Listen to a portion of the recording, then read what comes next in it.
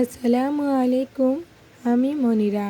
সমাজে একটা কথা প্রচলিত আছে, চুন থেকে পান ঘষলেই মেয়েরা কলঙ্কিত হয়।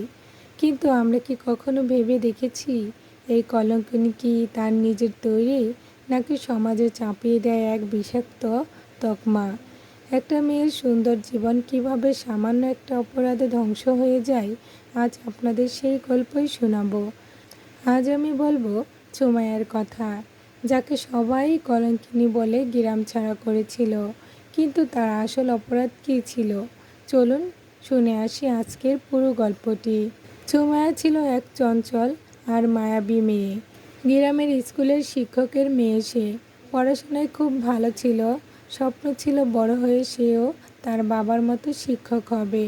কিন্তু দরিদ্র চাপে তার বাবার অসুস্থতার কারণে ইন্টারমিডিয়েট পাস করার আগেই তাকে বিয়ের পিঁড়িতে বসতে হয়।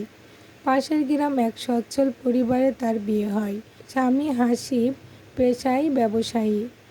দেখতে শুনতে ভালো, কিন্তু মনে ছিল প্রচণ্ড সন্দেহ।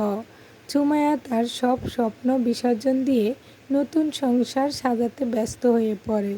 শ্বশুর শাশুড়ির সেবা, রান্নাবান্না সব কিছুতেই সে ছিল পারদর্শী। সবাই বলতো হাসিবের কপাল ভালো, সে যে একটা বউ পেয়েছে। সুখের সংসারে বিষ ঢালতে সময় লাগে না। হাসিবের এক ফুফাতো ভাই ছিল। সে এক সময় সুমাইয়াকে পছন্দ করত, কিন্তু বিয়ে করতে পারেনি। সেই ঈর্ষা থেকে সে হাসিবের কানে বিষ ঢালতে শুরু করে। একদিন হাসিব অফিস থেকে ফিরে দেখে সুমাইয়ার ফোনের ওপাশে কারোর সাথে কথা বলছে। আসলে সুমাইয়া তার ছোট ভাইয়ের পরীক্ষার খোঁজ নিচ্ছিল। কিন্তু হাসিবের মনে আগে থেকেই সন্দেহের বীজ বনেছিল। সে কোনো কিছু না বুঝেই সুমাইয়ার ফোন কেড়ে নেয় এবং তার উপর চড়াও হয়। শুরু হয় এক বিবাদ। ঘরের অশান্তি ঘর থেকে বের হয়ে উঠানে গিয়ে ঠেকে। এক রাতে হাসিবের ফুফাতো ভাই চক্রান্ত করে সুমাইয়ার ঘরে একটি বেনামি চিঠি ফেলে দেয়, আর সেটাকে পুঁজি করে পুরো গ্রাম রাষ্ট্র হয়ে যায়। সুমাইয়ার চরিত্র খারাপ।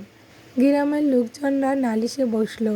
সুমাইয়ার হাত জোর করে কেঁদে কেঁদে বলেছিল, আমি নির্দোষ, আমি আমার স্বামীকে ছাড়া কাউকে চিনি না। কিন্তু কেউ তার কথা শুনল না। হাসিব সেই দিন তাকে রক্ষা করার বদলে সবার সামনে তাকে কলঙ্কিনী বলে বাড়ি থেকে বের করে দিল। সুমাইয়া যখন অন্ধকারে রাতে একা একা বাবার বাড়িতে পথে হাঁটছিল, তখন তার মনে হচ্ছিল আকাশটা কি আজ তার জন্যই কাঁদছে। বাবার বাড়িতে গিয়েও সে শান্তি পেল না। সমাজ তার বাবাকে একঘরে করে রাখল। গ্রামের মানুষ তার বাড়ির সামনে দিয়ে যাওয়ার সময় ঘৃণা ভরে থুতু ফেলত। 3 বছর পর সেই ফুফাতো ভাই যখন মরণ ব্যাধি আক্রান্ত হয়ে বিছানায় পড়ল, তখন সে পাপের বোঝা সইতে না পেরে সবার সামনে স্বীকার করল যে সুমাইয়া নির্দোষ ছিল। হাসিব ছুটে গিয়েছিল সুমাইয়ার কাছে ক্ষমা চাইতে, কিন্তু ততদিন অনেক দেরি হয়ে গেছে। সুমাইয়া এখন আর সেই চঞ্চল মেয়েটি নেই। সে এখন শহরে এক অনাথ আশ্রমে কাজ করে। হাসিব যখন তাকে ফিরে আসার অনুরোধ করল, সুমাইয়া শান্ত গলায় শুধু বলেছিল, যে কলঙ্ক আপনি আমার গায়ে লেপে দিয়েছেন তা তো আজ মুছে গেছে, কিন্তু আমার ভেতরে যে বিশ্বাসটা মরে গেছে তা কি করে আর ফিরে আসবে? কলঙ্কিনীর তকমাটা তো বাহিরে ছিল, কিন্তু মনের ক্ষতটা যে সরাবার নয়। হাসিব শূন্য হাতে ফিরে এলো, আর সুমাইয়া তার নতুন জীবনে খুঁজে নিল একাকিত্ব শান্তি। বন্ধুরা, সুমাইয়া তো বেঁচেই রইল, কিন্তু আমাদের সমাজে প্রতিদিন কত শত সুমাইয়া এই কলঙ্কিনী সইতে না পেরে আত্মহত্যার পথ বেছে নেয়। তখন খবর কি আমরা রাখি? একটা অপরাধ দেওয়ার আগে দয়া করে একবার ভাববেন। আপনার একটা কথা একজনের জীবনটা ছাই করে দিতে পারে। আজকের গল্পটি কেমন লাগলো? আমাদের চারপাশে কি এমন কোনো সুমাইয়া আছে?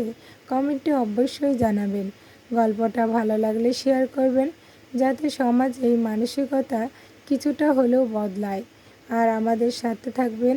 চ্যানেলটি লাইক সাবস্ক্রাইব করে। আমি মনিরা আজ বিদায় নিচ্ছি। দেখা হবে নতুন কোনো গল্পে। ভালো থাকবেন সবাই। আল্লাহ হাফেজ।